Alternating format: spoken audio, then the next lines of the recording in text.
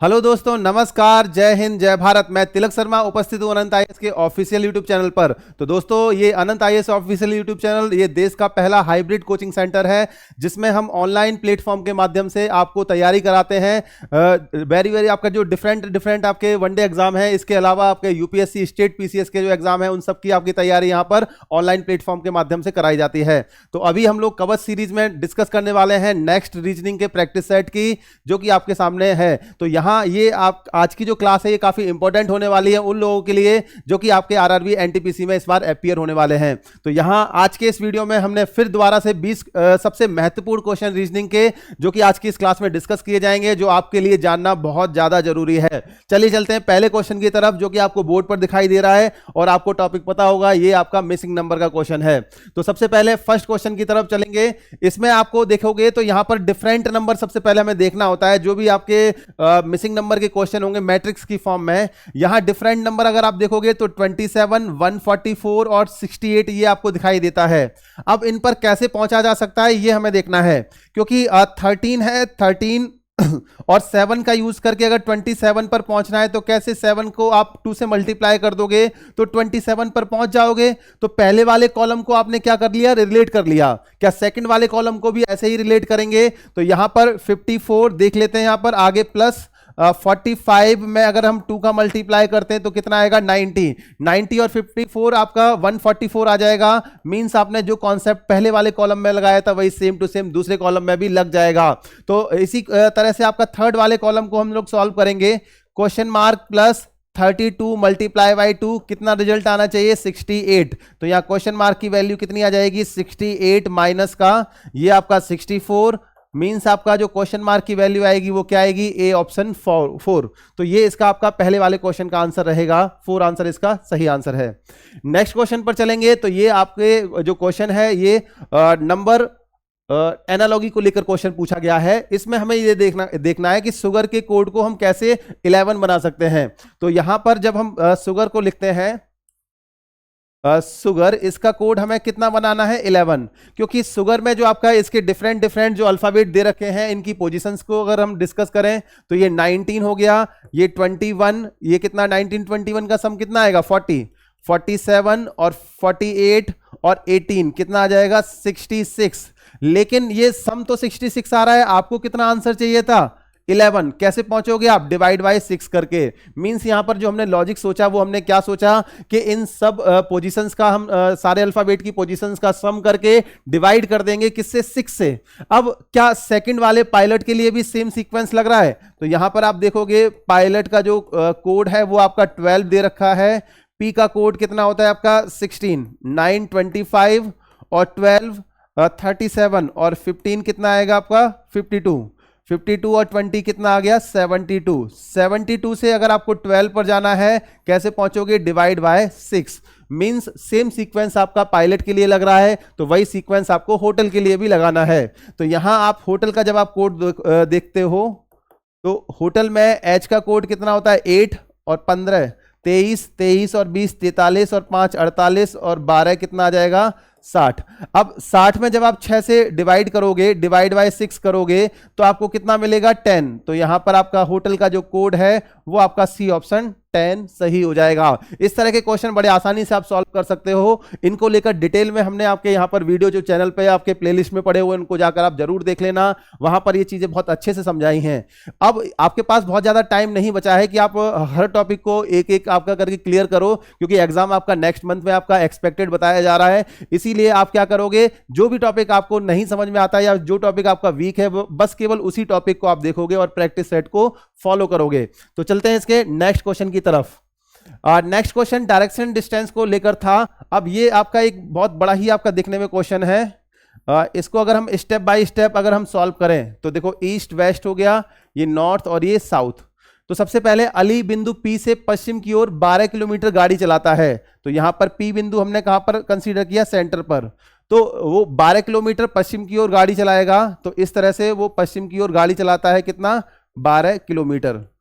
ठीक है, आगे फिर वह दाएं मुड़कर 6 किलोमीटर गाड़ी चलाता है। दाएं का मीन्स क्या होगा आपका, क्लॉकवाइज, वो जब भी दाएं टर्न लेगा तो वो हमेशा आपका किस में, क्लॉकवाइज डायरेक्शन में चलेगा। तो यहां पर दाएं मुड़कर वो कितना 6 किलोमीटर गाड़ी चलाएगा, तो यहां कहीं आपका वो पहुंच जाएगा।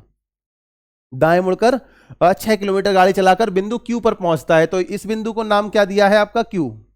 पी से पश्चिम की ओर 12 किलोमीटर गाड़ी चलाता है, फिर दाएं मुड़कर 6 किलोमीटर चलाकर बिंदु क्यू पर पहुंचता है। तो इस वाले बिंदु को नाम नहीं दिया है, इसको नाम दिया है क्यू। इसके बाद वहां से वह दाएं मुड़कर 5 किलोमीटर गाड़ी चलाकर बिंदु एस पर पहुंच जाता है। तो यहां से वो 5 किलोमीटर गाड़ी चलाएगा और 5 किलोमीटर गाड़ी चलाकर बिंदु एस पर पहुंच जाएगा। तो ये बिंदु को नाम क्या दिया है, एस। इसके बाद फिर वह आखिरी बार दाएं मुड़ता है और 10 किलोमीटर गाड़ी चलाकर बिंदु टी पर रुक जाता है। तो यहां से वो 10 किलोमीटर अगर गाड़ी चलाएगा तो 6 किलोमीटर तो ये हो गया, और 4 किलोमीटर और आगे चला जाएगा यहां से। तो 4 किलोमीटर और ये 6 किलोमीटर, टोटल 10 किलोमीटर गाड़ी चलाकर बिंदु किस पर पहुंचता है, वो टी पर। तो यहां पर टी पर पहुंचकर रुक जाता है। तो निम्न में से कौन सा विकल्प उसे टी से वापस बिंदु पी पर पहुंचाएगा। तो टी से अगर उसको वापस पी पर जाना है, क्योंकि ये टोटल डिस्टेंस 12 दे रखी थी, ये डिस्टेंस आपका कितनी थी 5, इसके पैरेलल में ये भी 5 हो जाएगी, तो ये डिस्टेंस कितनी बचेगी 7। अब उसको मान लो अगर यहां से पी बिंदु पर पहुंचना है तो वो कैसे जाएगा, ठीक है। तो सबसे पहले आपका इसमें पहला ऑप्शन है कि वो उत्तर की ओर मुड़कर, उत्तर की ओर मुड़ेगा, 4 किलोमीटर चलेगा तो यहां पर पहुंचेगा। फिर वह बाईं ओर मुड़कर 7 किलोमीटर गाड़ी चलाए, बाईं ओर मतलब आपका लेफ्ट साइड में मुड़ेगा, तो यहां पर आपका वो इसके आगे पी के अपोजिट साइड में आपका चलना स्टार्ट करेगा। तो ये पहला वाला ऑप्शन गलत हो जाएगा। दूसरा वाला ऑप्शन क्या दे रखा है कि वह पूरब की ओर मुड़कर 7 किलोमीटर गाड़ी चलाए। तो यहां से अगर वो पूरब की ओर मुड़ता है और 7 किलोमीटर गाड़ी चलाता है, 7 इसके पैरेलल में 7 ये है, तो यहां पर कहीं पहुंच जाएगा। फिर वह बाईं ओर मुड़कर 4 किलोमीटर गाड़ी चलाए, तो यहां से अगर वो बाईं ओर मुड़ेगा लेफ्ट साइड में और 4 किलोमीटर गाड़ी चलाएगा तो पी बिंदु पर पहुंच जाएगा। तो ये बी ऑप्शन इसको सेटिस्फाई करेगा। आगे ऑप्शन आपको चेक करने की जरूरत नहीं है, इसका आंसर आपका बी ऑप्शन सही हो जाएगा। तो ये इस क्वेश्चन का सही आंसर है। चलते हैं इसके नेक्स्ट क्वेश्चन की तरफ। ये आपका ब्लड रिलेशन को लेकर क्वेश्चन है। पिछला वाला क्वेश्चन दिखने में काफी बड़ा था, लेकिन जब आप इसको सॉल्व करते हो स्टेप बाय स्टेप तो आपको ज्यादा टाइम इसमें नहीं लगने वाला। इसके बाद इस क्वेश्चन में अगर हम बात करें, डी एफ का बेटा है। तो देखो ब्लड रिलेशन का क्वेश्चन है, डी जो है आपका ये किसका बेटा है, एफ का। डी जो है ये आपका बेटा है किसका, एफ का, इस तरह से, ठीक है। तो डी का जेंडर क्या आ जाएगा आपका, मेल आ जाएगा, ठीक है। मेल को हम लोग आपका प्लस से इंडिकेट कर रहे हैं, मेल को प्लस से और फीमेल को माइनस के सिंबल से, ठीक है। आगे ई एफ की बहन है, तो यहां पर ई जो है वो किसकी सिस्टर है, एफ की। तो ई जो है ये सिस्टर है किसकी, एफ की। तो ई का जेंडर क्या आएगा यहां पर आपका, फीमेल। तो ये आपका नेगेटिव साइन आ गया। इसके बाद उसका बेटा ए और बेटी एक्स है, तो यहां पर ये एफ, ई एफ की बहन है और उसका बेटा, यानी कि ई के बारे में बात की गई है, उसका बेटा कौन है, ए। बेटा कौन है, ए, यानी कि प्लस का साइन, सन। और डॉटर कौन है, एक्स। डॉटर कौन है यहां पर, ई की एक्स, यानी कि ये फीमेल है। इसके बाद आगे यदि बी ए का मामा है, तो यहां पर बी जो है वो किसका मामा है, ए का। तो बी है वो मामा है किसका, ए का। बी मामा है किसका, ए का, ठीक है। बी मामा है ए का, तो बी का जेंडर क्या आ जाएगा आपका, मेल आ जाएगा। बी ए का मामा है, तो डी बी से किस प्रकार संबंधित है। तो यहां पर हमें बताना है कि डी का संबंध आपका बी से किस प्रकार होगा, क्योंकि ये मामा है आपका ए का, तो बी जो है वो भाई हो जाएगा किसका, ई का। और ई की बहन, ई बहन है किसकी, एफ की, यानी कि डी और बी आपस, एफ और बी आपस में क्या होंगे, भाई भाई। एफ और बी आपस में कौन हो गए, भाई भाई हो गए। और यहां पर एफ का बेटा कौन है, डी। तो डी का पूछा गया है रिलेशन किसके साथ में, बी के साथ में। तो डी का रिलेशन बी से क्या होगा, भतीजे का रिलेशन होगा। भांजा ऑब्लिक में दे रखा है, आंसर क्या आएगा इसका, भतीजा। तो ये इसका आपका करेक्ट आंसर है। तो इसमें आपका जो आंसर है वो बी ऑप्शन सही हो जाएगा। नेक्स्ट क्वेश्चन की तरफ इसके आगे चलेंगे।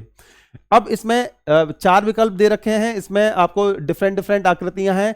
क्वेश्चन मार्क की जगह बताना है कौन सी आकृति आएगी जिससे ये कंप्लीट हो जाए।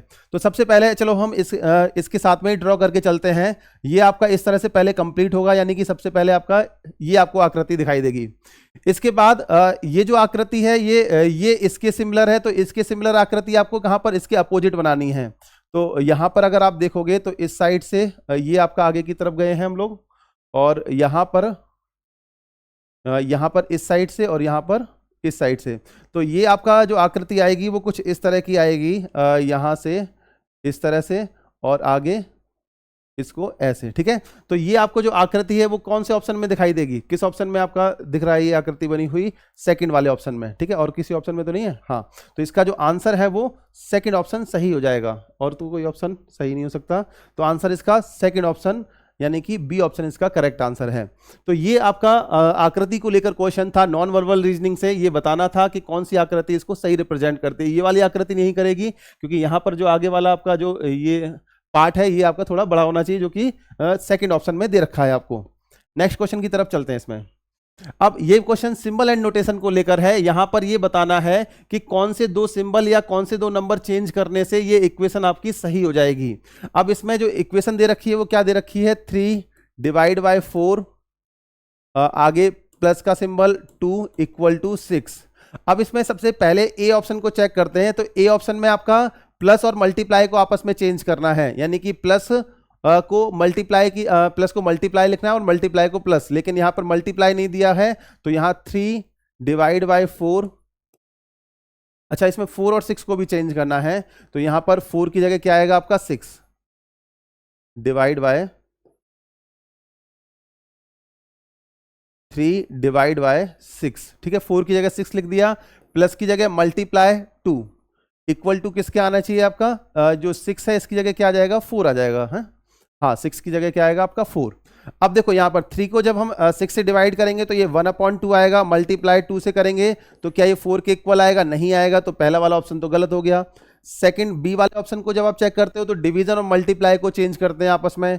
तो यहाँ पर 2 और 4 को, ठीक है, 4 को किससे आपका चेंज करेंगे, 2 से। तो यहाँ पर 3 सेम रहेगा, ये मल्टीप्लाई 4 की जगह क्या आएगा आपका 2, और प्लस का सिंबल ये तो सेम रहेगा, और यहां पर आपका 2 की जगह क्या आएगा 4, ये किसके इक्वल आना चाहिए, 6 के। तो यहां पर आपका 3 2 जा 6, 6 और 4 का सम कितना आएगा 10, जो कि आपका 6 के इक्वल नहीं होगा। तो बी ऑप्शन भी गलत हो जाएगा। इसके बाद चलते हैं आपका सी ऑप्शन की तरफ, प्लस और मल्टीप्लाई। तो यहां पर और 2 और 6 को चेंज करना है। तो यहां 3 डिवाइड बाय 4, 2 की जगह आपका प्लस की जगह मल्टीप्लाई, 2 की जगह क्या आएगा आपका 6 इक्वल टू 6 की जगह क्या आ जाएगा आपका 2, ठीक है। और तो कोई चेंज नहीं करना, हाँ। तो यहाँ पर 3/4 मल्टीप्लाई बाय आपका 6 इक्वल टू 2, ये कभी भी आपका 2 के इक्वल नहीं आएगा। तो ये वाला ऑप्शन भी आपका गलत हो गया। डी वाले ऑप्शन को अगर हम चेक करेंगे तो प्लस और मल्टीप्लाई यहाँ पर चेंज करना है इनको, और 2 और 4 को। तो यहाँ पर 3 डिवाइड बाय 4 की जगह क्या आएगा आपका 2, और प्लस की जगह क्या आएगा मल्टीप्लाई बाय 4 इक्वल टू 6। तो यहाँ पर 3/2 मल्टीप्लाई बाय 4, तो ये आपका 2 टाइम किसके आ जाएगा आपका 6 इक्वल टू 6। तो यहाँ पर जो आंसर आएगा वो डी ऑप्शन आएगा। तो जब भी इस तरह के क्वेश्चन आपके सामने आते हैं जिसमें आपको ऑप्शन से चेक करना पड़ता है, वहां पर आप हमेशा कोशिश करेंगे कि डी ऑप्शन से उसको चेक करना स्टार्ट करें, क्योंकि मोस्टली क्वेश्चन के आंसर डी और सी में से ही मिलते हैं, ठीक है। कोई एक आध क्वेश्चन ऐसे होते हैं जिनके आंसर ए और बी में से मिल जाते हैं। जैसे आपने देखा कि इसमें हमने ए ऑप्शन से चेक किया तो हमें 3 ऑप्शन हमें चेक करने पड़े, यानी कि हमारा टाइम यहाँ पर वेस्ट हुआ। तो अगर आप डी से चेक करते तो पहली बार में आपको आंसर मिल जाता, बाकी आपको चेक करने की फिर जरूरत ही नहीं पड़ती। तो इसका आंसर डी ऑप्शन सही हो जाएगा। नेक्स्ट क्वेश्चन पर चलते हैं।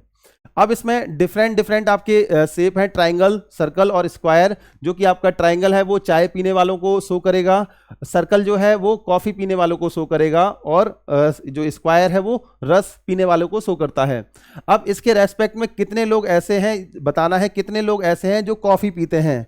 अब कॉफी पीने वाले लोग आपसे पूछे गए हैं, जो कि आपका किससे शो होंगे, कॉफी पीने वाले लोग आपके सर्कल से, यानी कि सर्कल में आपके जो भी नंबर आता है वो आपको यहां पर ऐड करके लिखना है, क्योंकि यहां रस पीने वाले और चाय पीने वालों के बारे में कुछ भी बात नहीं की गई। तो केवल कॉफी पीने वाले आपके यहां पर होंगे, और इसके अलावा जो कॉफी के साथ साथ चाय पीते हैं और कॉफी के साथ साथ जो रस भी पी के चलते हैं।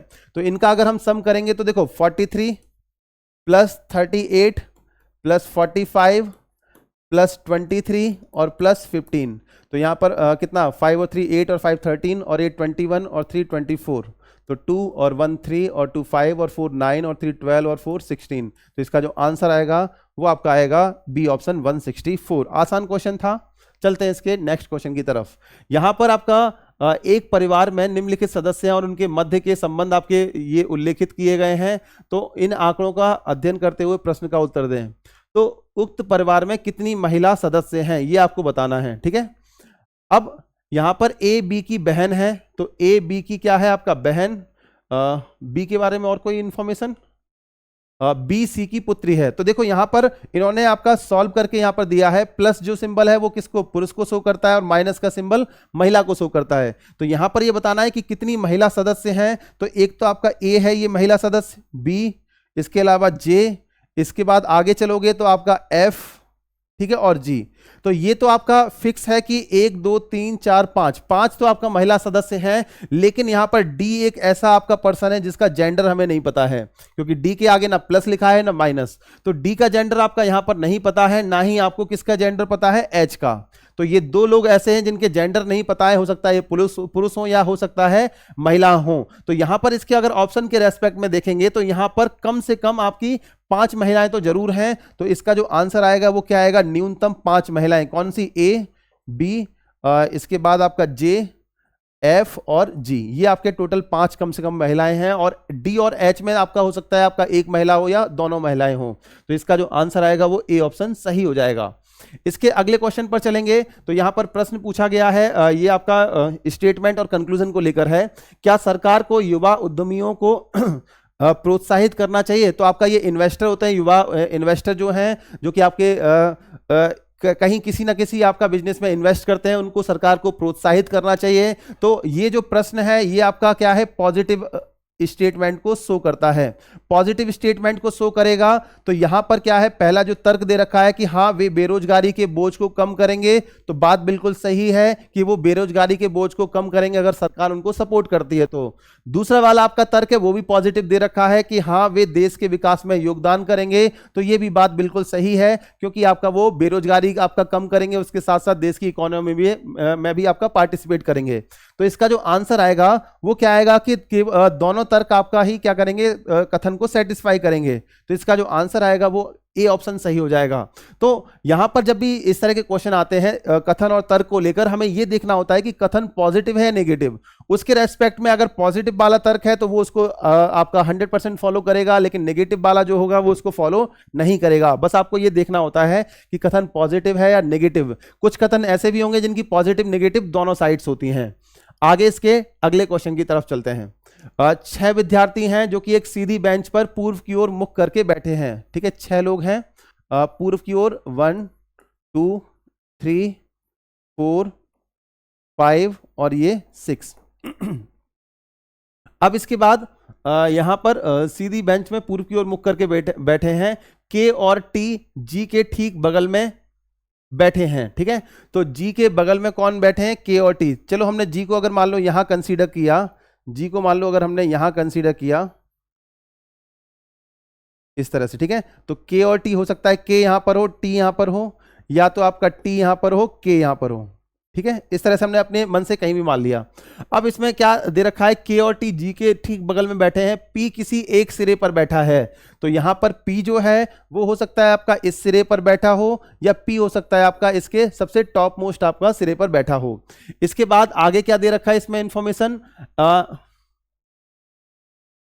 पी किसी एक सिरे पर बैठा है और एम के दाईं ओर चौथे स्थान पर है। तो यहां पर जो पी है वो एम के दाईं ओर है, क्योंकि आपका एम के दाईं ओर एम ना यहां पर बैठ सकता है, ना यहां पर ना यहां पर। तो एम को कहां पर बैठाना है, यहां।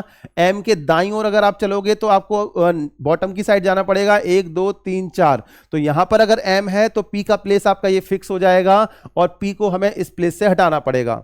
अब एक चीज हमें पता लग गई, जो पी जो है वो सबसे बॉटम पर है, और एम जो है आपका वो कहां पर है, आपका सेकंड प्लेस पर। लेकिन अभी के और टी के बारे में इंफॉर्मेशन नहीं है। आगे एम के बाईं ओर ठीक बगल में कौन बैठा है। अब इसके अलावा और तो कुछ इंफॉर्मेशन नहीं दी है, क्योंकि इसमें कितने लोग थे, पी के एम टी एन जी। तो पी हो गया, के हो गया, M T N G, T भी हो गया आपका एन। तो यहां पर n जो है वो आपका सबसे कहां पर आएगा, टॉप पर आएगा। तो यहां पर ये बोला है कि m के बाईं ओर ठीक बगल में कौन बैठा है, तो m के बाईं ओर आपका लेफ्ट साइड में आपका ठीक बगल में कौन बैठा है, आपका n। तो इसका जो आंसर आएगा वो ए ऑप्शन n सही हो जाएगा। यहां पर k और t के प्लेस आपका कंफर्म नहीं थे। अगर ये बोला जाता कि m के ठीक दाईं ओर कौन बैठा है तो इसका आंसर आइदर और में आता कि या तो आपका t बैठेगा या तो k बैठेगा। तो इसका जो आंसर है वो ए ऑप्शन सही है। आगे इसके नेक्स्ट क्वेश्चन की तरफ चलते हैं। 5 मित्र ABCDE एक कैंटीन में गोल मेज के चारों ओर बैठे हैं। तो यहां पर आपका गोल मेज है, इसके चारों ओर बैठे हैं। वे दाएं से बाएं BAE दाएं से बाएं की तरफ, ठीक है। तो यहां पर आपका दाएं से बाएं की तरफ, बाएं यानी कि लेफ्ट साइड आपको चलना है, ठीक है। वे दाएं से बाएं की तरफ BAEDC BAE यहां पर आपका D और ये आपका C, ठीक है। ABCDE आपका एक कैंटीन में एक गोल मेज के चारों ओर बैठे हैं। वे दाएं से बाएं BAEDC आपका इस क्रम में बैठे हुए हैं। कुछ समय बाद E B के साथ और A D के साथ अपना स्थान बदल लेता है। तो E का स्थान किसके साथ में बदला, B के साथ में। तो यहां पर E की जगह कौन आ गया, आपका B आ गया, और यहां B की जगह कौन आ गया, आपका E आ गया। इसके साथ साथ A और D ने भी अपना स्थान बदला है। तो A की जगह कौन आ जाएगा, D आ गया यहां पर, और D की जगह कौन आ गया, A आ गया।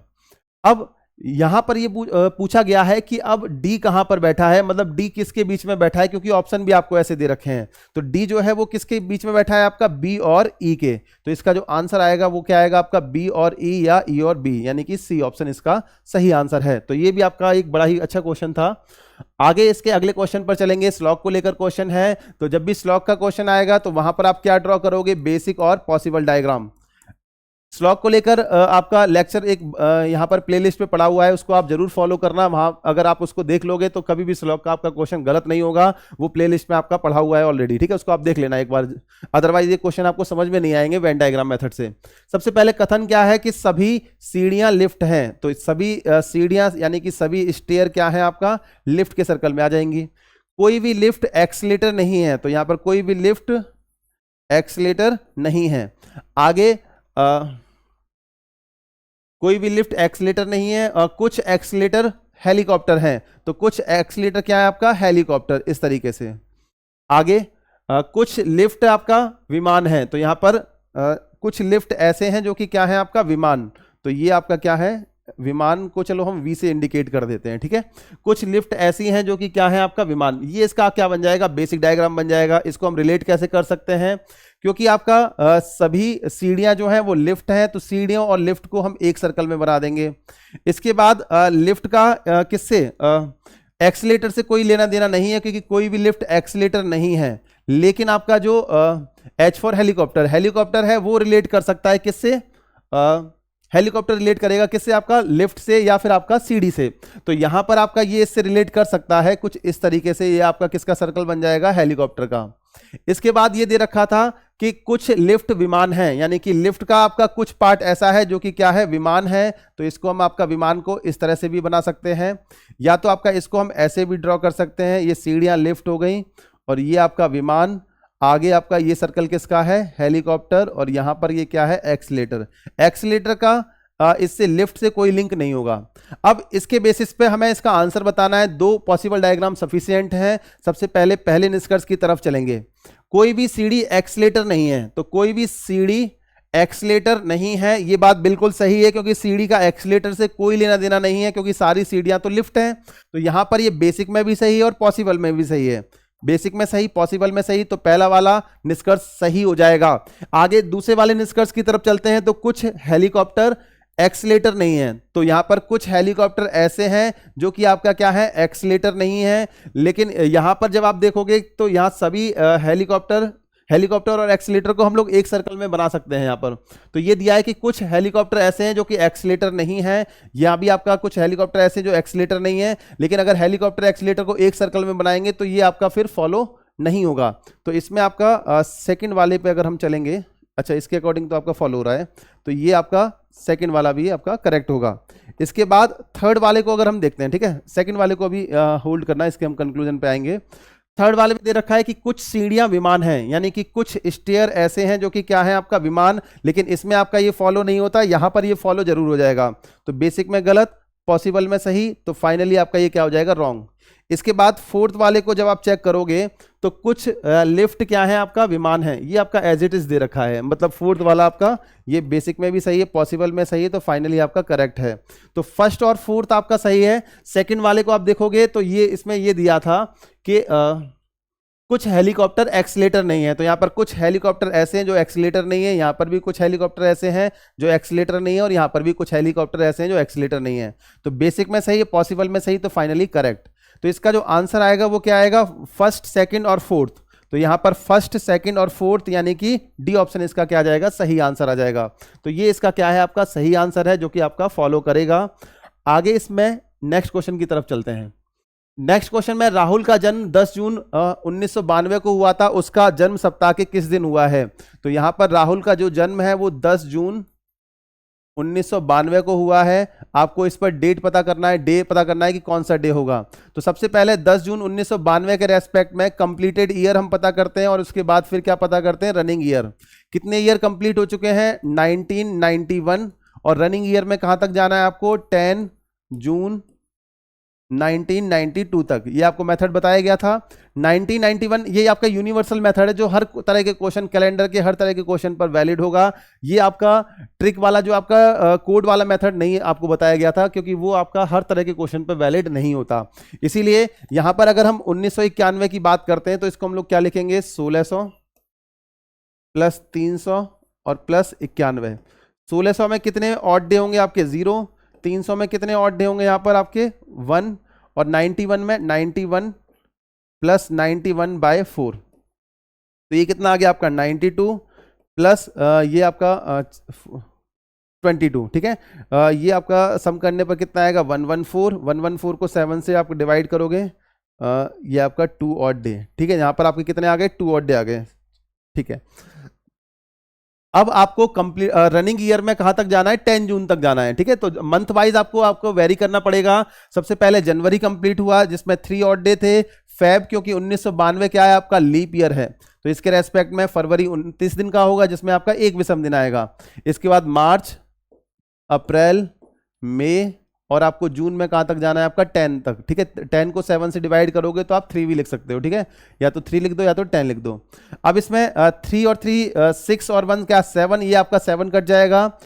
यहां आगे आप चलोगे तो 3 और 3 6 और 2 8, तो 8 को आप 7 से डिवाइड करोगे, कितना आएगा, 1 ऑड डे। तो 1 और 2 का सम कितना आ गया आपका, 3 ऑड डे, और 3 के रेस्पेक्ट में यहां पर कौन सा डे आ जाएगा आपका, बुधवार। तो इसका जो आंसर आएगा वो बी ऑप्शन, बुधवार, सही हो जाएगा। नेक्स्ट क्वेश्चन की तरफ चलेंगे। 15 मार्च 2015 को सोमवार था, तो यहां पर आपको दिया है 15 मार्च 2015 को कौन सा दिन था आपका, मंडे। तो आपको बताना है 10 जुलाई 2015 को कौन सा दिन होगा। तो यहां पर 10 जुलाई 2015, ठीक है, कौन सा दिन होगा ये बताना है। क्योंकि ईयर सेम है, ईयर में आपको वेरी नहीं करना, डे और मंथ के रेस्पेक्ट में वेरी करना है। मार्च 31 दिन का है, 31 में से 15 जाएगा, 16 है। 16 के रेस्पेक्ट में 2 ऑड डे आ गए। उसके बाद अप्रैल, मई, जून, एक मिनट रुकिए, यहां पर आपका मार्च आ गया। मार्च के बाद अप्रैल, अप्रैल में आपके कितने होंगे, 2 ऑड डे। ठीक है, अप्रैल 30 दिन का होगा ना, तो 2 यहां पर। अप्रैल के बाद मई, जून, जुलाई में कहां तक जाना है, 10। 10 को हम 7 से डिवाइड करेंगे तो यहां पर 3 लिख देंगे। तो 3 और 2 5 और 2 7, ये कैंसिल हो जाएगा। 3 और 2 कितना आएगा आपका, 5 ऑड डे। क्योंकि आपको मंडे में प्लस जब आप 5 करोगे तो आपको क्या आंसर मिलेगा यहाँ पर, 5 और 1 6, यानी कि सैटरडे। इसका जो आंसर आएगा वो आपका ए ऑप्शन, शनिवार, सही हो जाएगा। तो इस तरह के कैलेंडर के कॉन्सेप्ट जो है वो आपको पहले ही क्लियर कर दिए जा चुके हैं, उनको आप जरूर कर लेना, तभी आप इन क्वेश्चन को अच्छे से कर पाओगे। आगे नेक्स्ट आपका जो क्वेश्चन है, हैबिट्स में ऐसे कितने अक्षर युग्म हैं पीछे दोनों दिशाओं में मौजूद हैं जिनके बीच शब्द में उतने ही अक्षर हैं जितने की अंग्रेजी वर्णमाला के क्रम में हैं। ये आपका अल्फाबेट सीक्वेंस, अल्फाबेट अरेंजमेंट को लेकर क्वेश्चन है, और ये क्वेश्चन काफी आपका सबसे ज्यादा स्पेशल माना जाता है। तो इसमें करना क्या है आपको, हैबिट्स, ठीक है। हैबिट में एच का कोड कितना आएगा आपका, 8 1 2 9 20 और ये 19। अब इसमें हमें ये देखना है कि इनके बीच का जो डिफरेंस है वो आपका सेम वही होना चाहिए जो कि अंग्रेजी अल्फाबेट में है। जैसे अगर हम देखेंगे ए और बी के बीच में कोई भी अल्फाबेट नहीं आता और यहाँ पर भी कोई नहीं है, ऐसे ही एस और टी के बीच में कोई भी अल्फाबेट नहीं आता और यहाँ पर भी आपका कोई भी अल्फाबेट नहीं दिया हुआ है। तो यहाँ पर दो पेयर ऐसे फॉर्म होते हैं जिनके बीच के अल्फाबेट उतने ही हैं जितने अंग्रेजी वर्डमाला में है। तो इसका जो आंसर आएगा वो क्या आएगा, ए ऑप्शन 2 पेयर। आगे इसके अगले क्वेश्चन की तरफ चलेंगे। अब यहां पर ये क्वेश्चन जो है ये काउंटिंग फिगर को लेकर क्वेश्चन था और यहां पर हमें क्या काउंट करना है, सीधी रेखाओं को। तो कितनी सीधी रेखाएं यूज की गई हैं इसको फॉर्म करने के लिए, ये हमें देखना है। तो सबसे पहले देखो 1, इसके बाद 2, 3 और ये 4, ठीक है। 4 के बाद आपका 5, 6, 7, 8, 8 के बाद आपका 9, 10 और ये आपका 11। तो यहां पर कितने आपके जो सीधी रेखाएं यूज की गई हैं, 11। तो आंसर क्या आएगा इसका, डी ऑप्शन 11। आगे अगले क्वेश्चन की तरफ चलेंगे। तो यहां पर बताना है कि इसका दर्पण प्रतिबिंब कौन सा होगा, जो घड़ी दे रखी है x। अब x का जो दर्पण प्रतिबिंब है वो आपको बताना है, क्योंकि यहां पर जो टाइम दे रखा है वो कितना दे रखा है, ये आपका 12:01:02। तो 2 बजकर आपका ये 35 मिनट, ठीक है। तो 2:35 का अगर आपको मिरर इमेज चाहिए, मिरर इमेज, तो 2:35 की अगर हमें मिरर इमेज फाइंड करनी है तो हम क्या करते हैं, इसको 11:60 में से माइनस कर देते हैं 2:35। अब यहां पर जो 2 बजकर कितना आएगा, ये 25, 11 में से 2 जाएगा तो ये 9, यानी कि 9:25। तो अगर यहां पर आप देखोगे कि 9:25 कौन से ऑप्शन में आपको दिखाई दे रहा है, तो 9:25 आपका इस तरह यहां पर कहीं पड़ेगा, ठीक है, इस वाले ऑप्शन के अकॉर्डिंग 9:25, ये वाला आपका डी वाला ऑप्शन, क्योंकि यहां पर आपका इन दोनों के बीच में है, आपको इसके जस्ट बगल में रखनी है। तो आंसर आपका डी ऑप्शन जो कि आपका दे रखा है सी ऑप्शन में, ठीक है। तो इस तरह के क्वेश्चन दिए जाते हैं, जब ऑप्शन सफल कर दिए जाएंगे तो वहां पर आपको ये चेक करना है कि कौन सा ऑप्शन आपका करेक्ट दे रखा है किस पर्टिकुलर ऑप्शन में। तो इसका जो आंसर है वो आपका सी ऑप्शन सही हो जाएगा, जो कि आपका टाइम जो है किसको शो कर रहा है, 9:25 को। क्योंकि 9:25 आप कहोगे कि 9 और 10 के बीच में सुई होनी चाहिए, लेकिन आपको मिनट की सुई को कहां पर रखना है, 5 पर, इस तरह से, और ये आपका 10 के जस्ट पहले ही होगी। तो इसका जो आंसर है वो डी ऑप्शन सही हो जाएगा। चलते हैं इसके नेक्स्ट क्वेश्चन की तरफ। अब इसमें आपको बताना है कि कितने ट्राइंगल हैं दी गई आकृति में, क्योंकि आपका ये बड़ा सा स्क्वायर है, बड़ा सा स्क्वायर है, इसको आपको कितने पार्ट में डिवाइड कर दिया है, आपका इस तरह से आपका इसको डिवाइड किया गया है 1 2 3 4 5 6 7 8, ठीक है। तो जब भी आपका किसी बड़े स्क्वायर को इक्वल आपका पार्ट में डिवाइड किया जाता है तो उसमें नंबर ऑफ ट्राइंगल होंगे वो आपका 2 × इक्वल पार्ट कितने किए गए, 8। तो यानी कि इसका जो आंसर आएगा वो डायरेक्ट आ जाएगा बी ऑप्शन 16। तो इसका जो आंसर आएगा वो बी ऑप्शन 16 सही हो जाएगा। इसके बाद आज के सेकंड लास्ट क्वेश्चन की तरफ चलेंगे। तो यहां पर आपको ये दिया है कि एक पासे की अलग अलग स्थितियां दे रखी हैं, इसमें 5 के विपरीत हमें बताना है कौन सा अंक होगा। तो सबसे पहले इसमें हम कंपेयर करेंगे फर्स्ट और सेकंड को। फर्स्ट और सेकंड में जब हम कंपेयर करते हैं, देखो क्या कॉमन है, 2 3 5 और यहां पर 1 6 5।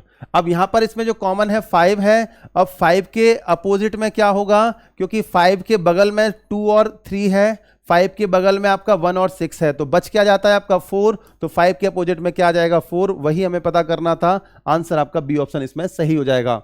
चलते हैं आज के लास्ट क्वेश्चन की तरफ।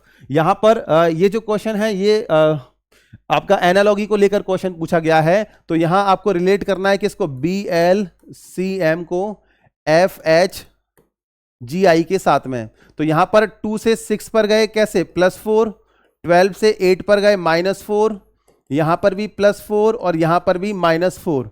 तो ऐसे ही आपको KHWS का कोड निकालना था, KHWS कैसे निकालोगे आप, 11 में जब आप +4 करोगे तो कितना आएगा आपका 15, 15 पर क्या आएगा O। इसके बाद 8 में आप -4 करोगे, 4 पर क्या आएगा आपका D। इसके बाद W में आप +4 करोगे तो आपका 27, 27 पर आपका फिर से साइकिल रिपीट हो जाएगा और आ जाएगा A। इसके बाद S में -4 करोगे तो आपका कितना 15, 15 पर क्या आएगा ओ, ठीक है। तो यहां पर इसका जो आंसर आएगा ODAO, यानी कि ए ऑप्शन इसका सही आंसर है। तो इस तरह के जो क्वेश्चन हमने आज की क्लास में डिस्कस किए, ये आपके 20 सबसे जरूरी क्वेश्चन थे। अभी जो आपका रीजनिंग को लेकर या मैथ्स को लेकर, क्यूए को लेकर जो प्रैक्टिस सेट चल रहे हैं, ये आपके सबसे महत्वपूर्ण पूरे रीजनिंग के क्वेश्चन का निचोड़ आपका बताया जाता है यहां पर। और ये सारे क्वेश्चन आपके प्रीवियस ईयर में पूछे जा चुके हैं, ताकि आपको ये समझ में आए कि हाँ, रीजनिंग में किस तरह का या मैथ्स में पर्टिकुलर सेक्शन में किस तरह का लेवल पूछा जाता है। तो इसको आप ज्यादा से ज्यादा लोगों में शेयर करिए, ज्यादा से ज्यादा लोगों को बताइए कि हाँ, यहां पर प्रैक्टिस सेट आप लगाओगे तो आपके लिए वो एग्जाम में जरूर यूजफुल रहेगा और आप एग्जाम में कोई भी क्वेश्चन गलत नहीं करके आओगे। चलिए, इसके नेक्स्ट वीडियो में हम लोग मिलते हैं, तब तक के लिए नमस्कार, जय हिंद, जय भारत।